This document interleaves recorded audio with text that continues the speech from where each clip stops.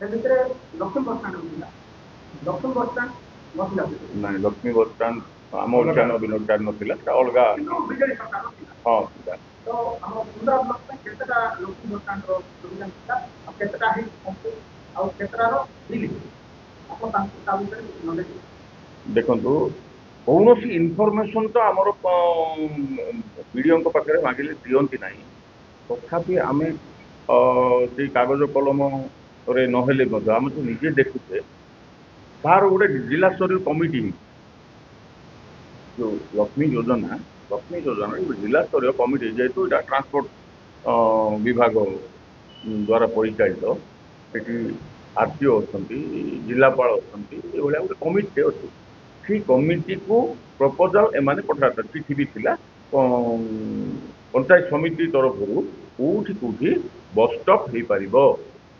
ମାନେ ଆବଶ୍ୟକତା କୋଉଠି ଅଛି ସେ ରୁଟ୍ ଯୋଉ ମାଗିଲେ ଯେତେବେଳେ ଗୋଟେ ଲକ୍ଷ୍ମୀ ବସ୍ ଧରନ୍ତୁ ତିନିଟା ଅଛି ଆମର ତିନିଟା ଦେଲେ ପ୍ରଥମେ ତିନିଟା ବସ୍ର ରୁଟ୍ ଚାର୍ଟ ତିଆରି ହେଲା କିଏ ତିଆରି କରିବ ପଞ୍ଚାୟତ ସମିତି ସ୍ତରରେ ହିଁ ତିଆରି ହବ ତ ପଞ୍ଚାୟତ ସମିତିର ଯୋଉ ରୁଟ୍ ମ୍ୟାପ୍ ତିଆରି ହେଲା ସେ ରୁଟ୍ ମ୍ୟାପ୍ ଅନୁସାରେ କୋଉ କୋଉ ଭିଲେଜ କୋଉ କୋଉ ହ୍ୟାମଲେଟ୍ ଦେଇକିରି ସିଏ କୋଉ କୋଉ ଜିପି ହେଡକ୍ୱାର୍ଟର ଦେଇକିରି ସେ ଯାଉଛି ତାକୁ ନେଇକିରି କୋଉ କୋଉ ଜାଗାରେ ଆମକୁ ବସ୍ ଷ୍ଟପ୍ ଦରକାର ଧରନ୍ତୁ ଗୋଟେ ହ୍ୟାମଲେଟ୍ ଅଛି ଟିକେ ଭିତରକୁ ଗୋଟେ ଅଧା କିଲୋମିଟର ଗୋଟେ କିଲୋମିଟର ଭିତରେ ତାକୁ ତ ସିଠି ଗୋଟେ କରାହେଇପାରିବ ନାହିଁ ଆରାମରେ ଚାଲିକି ଆସିପାରିବ ଗୋଟେ ଛକ ଦେଖିକି ଦି ଚାରିଟା ଗାଁ ଲୋକ ଯେମିତି ଆସିକି ଗୋଟେ ଜାଗାରେ ପହଞ୍ଚିଯିବା ପ୍ରତି ଗାଁରେ କ'ଣ ପ୍ରତି ଗାଁକୁ ତ ଲକ୍ଷ୍ମୀ ବସ୍ ବି ଟଚ୍ କରିପାରୁନାହିଁ କି ପ୍ରତି ଗାଁରେ ବସ୍ ଷ୍ଟପ୍ ବି ତିଆରି ହେଇପାରିବ ନାହିଁ ତ ସେ ଯେତିକି ପ୍ରପୋଜାଲ ଏମାନେ ଦେଇଥିଲେ ସେ ଅନୁସାରେ କାମ ହେବା ଉଚିତ ଥିଲା ହେବା କଥା ଥିଲା କିନ୍ତୁ ଅନେକ ଜାଗାରେ ହେଇନି ମଧ୍ୟ କୋଉଠି କୋଉଠି ଅଧା ହେଇକିରି ଅଛି ହେଲେ ସେ ଭଗବାନଙ୍କ ଗୋଚର ଯେ ବିଲ୍ କେତେ ଦୂର କରିଛନ୍ତି କୋଉ ଜିନିଷ ବି ପଚାରିଲେ ଇନଫର୍ମେସନ୍ ଦଉନାହାନ୍ତି ଏମାନେ କୋଉଠି ଅଧା କାମ ହେଉଛି ଆଉ ଆପଣ ଦେଖିଥିବେ ବସ୍ ଷ୍ଟପ୍ ଗୁଡ଼ାକ ସବୁ ଡିଫରେଣ୍ଟ ଅଛି ଟଙ୍କା ସେମ୍ ଏକା ଏମାଉଣ୍ଟର ଫଣ୍ଡ ତା ପାଇଁ ଦିଆହେଇଛି ଯୋଜନା ତ ଗୋଟେ କିନ୍ତୁ ଡିଫରେଣ୍ଟ ସାଇଜ୍ର ତିଆରି ଷ୍ଟ୍ରକ୍ଚରଟା ଗୋଟେ ଜାଗାରେ ଧରନ୍ତୁ 12 ଫୁଟ ଖଣ୍ଡେ କି 8 ଫୁଟ ଅଛି କି 10 ଫୁଟ ଅଛି ସେଇ ବାରଣ୍ଡାଟା ବା ଛାତଟା ତ କୋଉ ଜାଗାରେ 4-5 ଫୁଟରେ ସୀମିତ ବି ଥାଏ ସେଠି କ'ଣ ହେଇଛି ମୁଁ ଯାହା ଉପଲବ୍ଧି କରୁଛି ମୁଁ କହୁଛି ଏକ୍ଜିକ୍ୟୁଟିଭ ଇମ୍ପ୍ଲିମେଣ୍ଟିଂ ପର୍ସନ୍ ଯିଏ ଯୋଉ ଟେକ୍ନିକାଲ ପର୍ସନ୍ଟା ସିଏ ତାଙ୍କର ସହିତି କଣ୍ଟ୍ରାକ୍ଟର ତ କୁହାଯିବ ନାହିଁ ତାଙ୍କର ସହିତି ବୋଲେ ମେଟ୍ ଆକା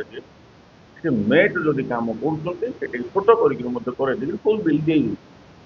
ଆଉ ଯଦି ତାଙ୍କ ଇଚ୍ଛା ଅନୁସାରେ ଗୋଟେ କଣ୍ଟ୍ରାକ୍ଟରକୁ କାମ ପାଇଗଲା ତାହେଲେ ସେଠି ବିଲ୍ଟାକୁ ପୁରା ସିରିୟସଲି ଟାଇଟ୍ କରାଯାଉଛି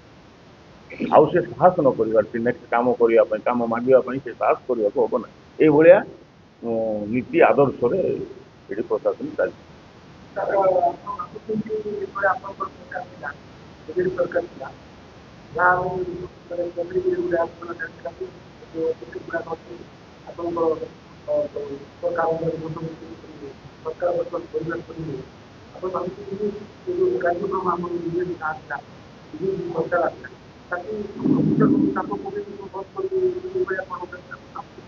ବନ୍ଦ ଦେଖନ୍ତୁ ବନ୍ଦ ତ ଅଲରେଡି ହେଇସାରିଲା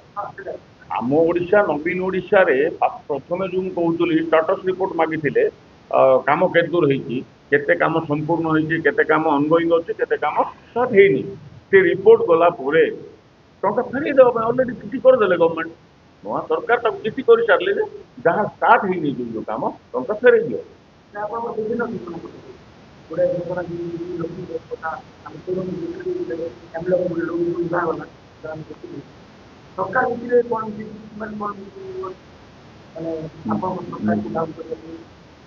ନିଶ୍ଚିତ ଭାବରେ